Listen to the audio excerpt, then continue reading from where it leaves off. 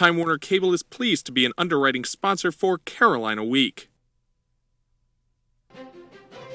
Coming up on the January 22nd edition of Carolina Week. I'm Carla Babb. The House is making lots of changes on Capitol Hill. I'll take a look at Congressman Brad Miller's plans for North Carolina. A debate about sidewalks has residents of one Chapel Hill neighborhood split. Coming up in sports, find out why this shot was not just another drop in the bucket.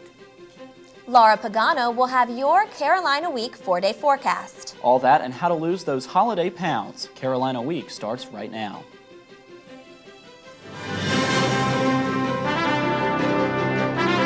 From the School of Journalism and Mass Communication at the University of North Carolina at Chapel Hill, this is Carolina Week.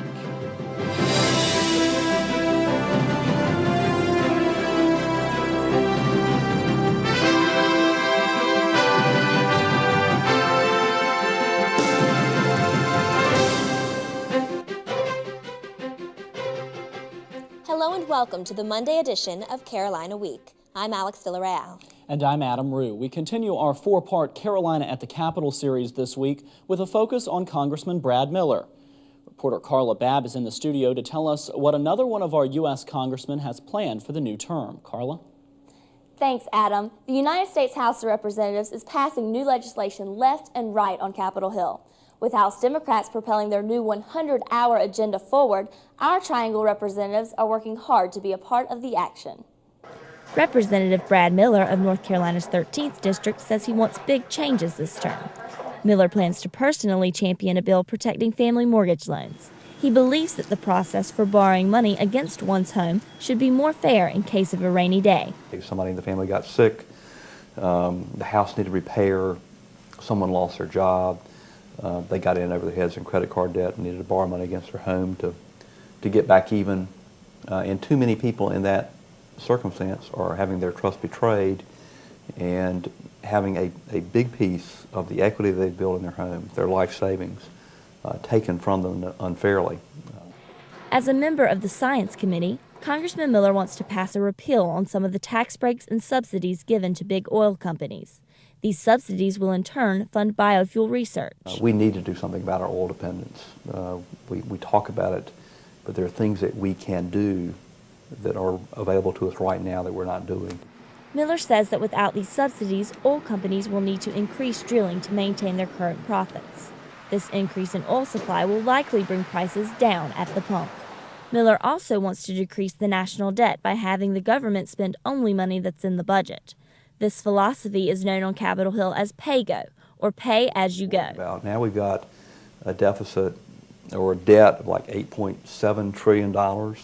Every person's share of it's around $29,000. So we've got to get a handle on deficit spending. And pay-as-you-go budget rules are a way to force Congress to have the discipline to do it. Miller tells me he has no doubt about his legislation's success because of his majority party status. I feel pretty confident that the House will vote through all the things that are in that 100 hours agenda. How does it feel to be the majority party now? I think when I have my first committee meeting and look back and realize that that's my guy, the Democrat with the gavel, I will truly realize. And when we are able to put together legislation and we're not doing it just to make a point, but actually to change the law, then that I think is going to be a real change. Congressman Miller was very excited to talk to Carolina Week about his plans this term and has agreed to keep us updated about his goals to improve North Carolina life. From the studio, I'm Carla Babb, Carolina Week. Thanks, Carla. Carolina Week will continue its coverage Wednesday with a look at Senator Richard Burr. Duke lacrosse players Colin Finnerty and Reed Seligman are back in school, but not everyone in Blue Devil country is excited about their return. English professor Carla Holloway resigned from a campus cultural committee because of it.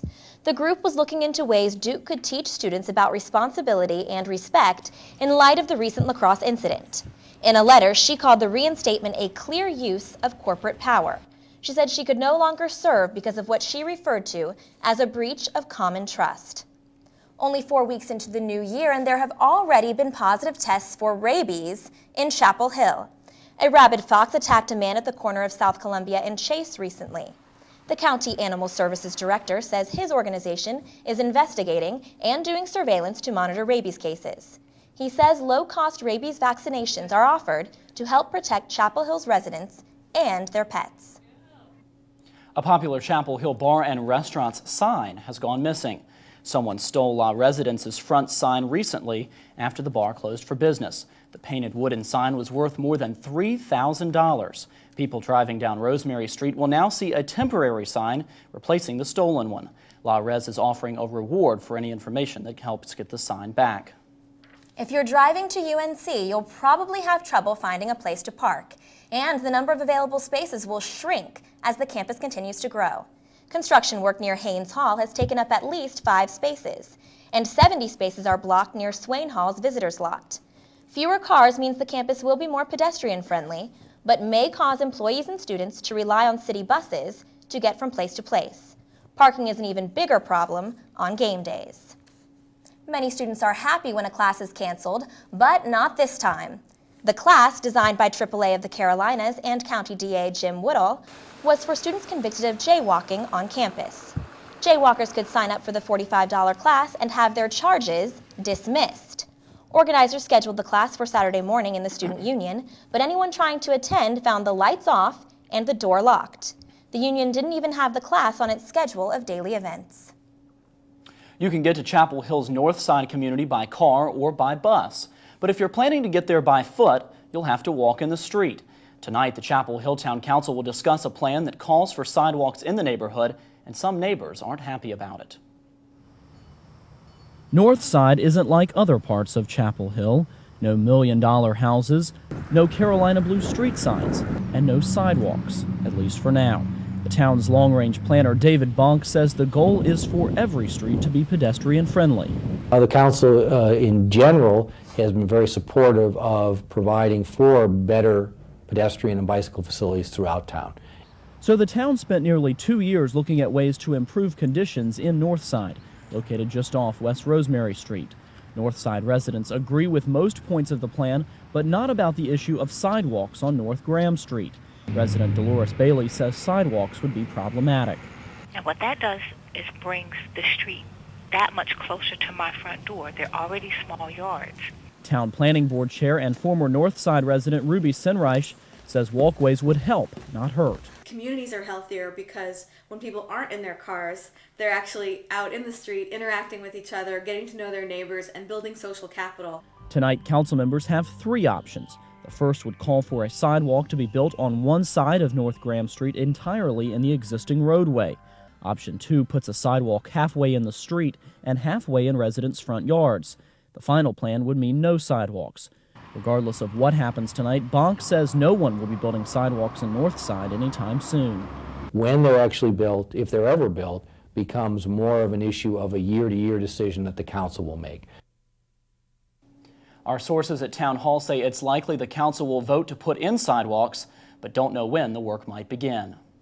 Next on Carolina Week, we'll have the story of a local woman's battle with HIV. And the terrible toll the disease has already inflicted on her family.